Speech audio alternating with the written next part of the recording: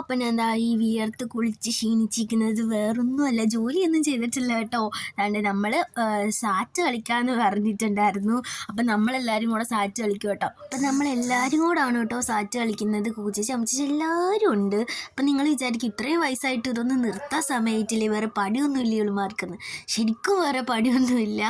വെക്കേഷനൊക്കെ അല്ലേ, അപ്പോൾ എല്ലാവരും ഉണ്ട്. അപ്പോൾ നമ്മൾ വിചാരിച്ച് സാറ്റ് കളിക്കാൻ. പിന്നെ നമുക്ക് ഇങ്ങനെ കളിക്കുന്നത് ഭയങ്കര ഇഷ്ടമാണ് കേട്ടോ. അമ്മാൾ താണ്ട് ഇടയ്ക്ക് പിണങ്ങിയൊക്കെ പോകുന്നുണ്ട്. പിന്നെ കുറച്ച് കഴിയുമ്പോൾ വീണ്ടും വരും, അടിയിട്ടിട്ട് വീണ്ടും പോകും. ഇതാണ് കേട്ടോ അമ്മാളുടെ ഒരു ജോലി. പക്ഷേ നല്ല രസമായിരുന്നു കേട്ടോ, ഭയങ്കരമായിട്ട് എൻജോയ് ചെയ്തായിരുന്നു ഞങ്ങൾ കളിച്ചത്. ബാക്കി ആ വഴിയേ കാണാം.